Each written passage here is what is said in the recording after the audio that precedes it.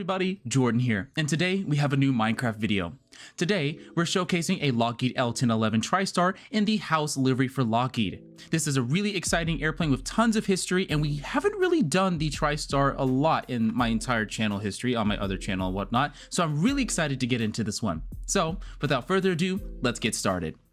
So to start off the tour at the nose of the airplane, as you can see, Lockheed had a really cool design for their livery where they had kind of a little bit of a rudimentary mask that was black. And as you can see, the radome is also all black, as mentioned in my American Airlines MD-80 and Southwest Airlines 737-500 video, that for really sensitive materials and areas at older airplanes, they would paint them in this special black paint that would reflect sunlight, that would stop sunlight from reflecting either into the cockpit, blinding the pilots, or to help protect this sensitive equipment. As remember, paint technology and materials hadn't really, it progressed as far as it was nowadays. So in order to keep these areas safe, such as the electronics and the radar, this was done right there to kind of protect it. So it was all black. But anyways, we have the nose of the aircraft. We have the L-1011 TriStar logo. Again, not really fancy. It's 2:1 scale, so I don't have a lot of space to work with here. But yeah, we have the forward door, and then we also have the main landing gear. We have lots of sensors for the pitot-static system because, again, this was a very technologically advanced airplane. It was the first wide body that was capable of doing Cat 3 auto lands. Now, it must be noted that the L-1011 was not the first airplane to be doing auto lands. That actually goes to the Sud Aviation Caravel and the Hawker Siddeley HS-121 Trident. They were both doing auto lands years before the L-1011 was doing it. But to the L-1011's credit and Lockheed's credit, this was the first wide body that was able to do auto lands. But when you really think about it, there were only like 2 or 3 wide bodies in existence at the time. So is it really that impressive? But that's kind of up to you to make your decision. So anyways, yapping aside, we have the tails or the logos of the airlines that had ordered this aircraft during its launch, such as Eastern and Delta Airlines. Now, an interesting tidbit of history is that American Airlines originally had ordered the L-1011. It was going to be operating the L-1011. However, the delays in not having the CF-6 as an option ended up pushing American to the DC-10. And it's just kind of interesting to think about long term in terms of aviation history. How much history would have been changed if American Airlines had stuck with the L-1011? It probably would have been a much more successful airplane since American was a very large operator of the DC-10. So yeah. Nevertheless, as we continue onwards, we have the L2 doors, we have Lockheed TriStar written on the fuselage, and then we have the Rolls-Royce RB211 engines. Now, these were really advanced engines for the aircraft, but they also were a source of a lot of the problems with the L-1011. The L-1011 not only was nearly bankrupted, well, Lockheed was not only bankrupted from the RB211's issues, but Rolls-Royce themselves were also almost bankrupted from it and needed support from the British government and some intervention. So again, the RB211 at the time was a very technologically advanced engine. It was very far ahead of its competitors. But similar to how things are right now, once you try to make that leap technologically, sometimes it's not reliable and sometimes it struggles and there's development issues, similar to how the Pratt & Whitney geared turbofan is an incredible engine. It's super efficient when it works, but when it doesn't, it's such a headache. So yes, but similar case with Rolls-Royce, and unfortunately Rolls-Royce experienced this again with the Trent 1000 engines on the 787 and other whatnot in other platforms and everything. So yeah, but again, Rolls-Royce makes outstanding engines. They're improving their reliability. But anyways, just an interesting tidbit of history. This was a really technologically advanced engine, but good Lord, it was not reliable in its first few years of development. Good Lord. Anyways, that being said, we have the wing of the L-1011, and this was a really advanced wing for the time. We have the flap track fairings, the main landing gear, and again, another interesting tidbit about the L-1011 compared to its DC-10 counterpart is that it never had a center gear that the DC-10 and subsequently the MD-11 had. So again, the L-1011 never had the payload capacity or capabilities of the DC-10 or its later variants, but again, Lockheed kind of designed the L-1011 to be really optimized around its initial configuration, whereas McDonnell Douglas and Douglas were very good at making airplanes that could be stretched or shrunk economically and work very well. Hence why the DC-8 and the MD-80 and DC-9 were all seen with tons of shrinking and stretching of the airframes because McDonnell Douglas and Douglas themselves knew how to do that very, very well. So anyways, as we continue onwards to the rear of the airplane, we have the TriStar logo, we have Lockheed written on the engines and the aft exit. Now, a really interesting thing is that the tail in the horizontal stabilizers are actually really low on this airplane. Andrew and I were looking at this while we were painting the livery and building the L-1011 and some other parts of it, and we were like, hey, this is actually like really low. What's going on here? And yeah, it is true. According to the blueprints and whatnot, the L-1011 had a really low stabilizer. Now, with that being said, the L-1011 also had a really complex kind of two-part stabilizer. Now, really, I should call it a stabilator because the entire thing moved. So the entire stabilator would move according to the trim, but you could also have like a two-part control. So as an example, the entire stabilator would move down, but then the rear part right here could also move in its own direction to aid in flight controls and whatnot. Again, I probably butchered some of that terminology or how the aerodynamics of the specific nomenclature for how that goes is, but I highly recommend looking up just how the L-1011's elevators and stabilizers worked. It's super interesting. It's really innovative. I cannot stress this enough.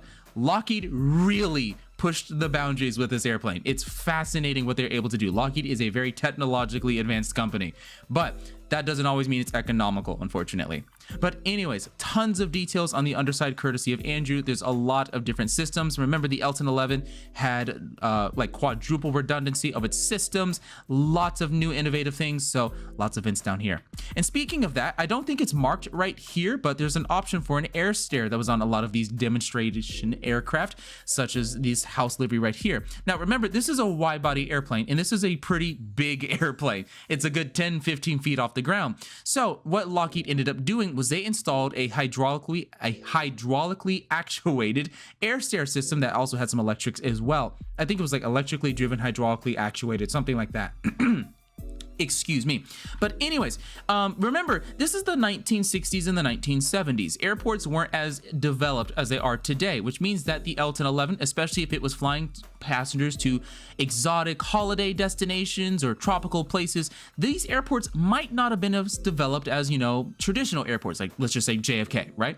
So because of that, they ended up installing air stairs that could retract on the airplane. This was supposed to be a self-functional airplane so that the airlines didn't have to necessarily worry about not having airport support. So if they got to, let's just say, a tropical holiday destination that didn't have air stairs that could reach the doors of an L-1011, or they didn't have jetways that could reach it, they could use air stairs on the airplane itself to board and deboard passengers. So yeah.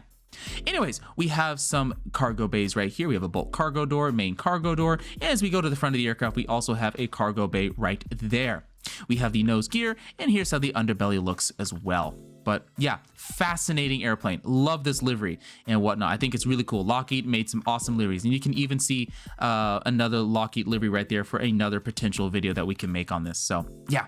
Anyways, let's talk about the interior of the aircraft. As you can see, kind of an insane interior, but Andrew insists that this is what they had on the real aircraft. Again, it's the 1970s, so kind of crazy with the colors. But anyways, as you can see, wide body and no real central lockers or overhead bins. Remember, this is during the era of regulation, so the airlines were not setting their prices, but at least the United States government was doing that, which meant that passengers weren't necessarily carrying all that many luggage on there. Load factors weren't really that high, and there wasn't really that much of a fight for space, so no need for overhead lockers in the center if you weren't really doing it or carrying that many passengers.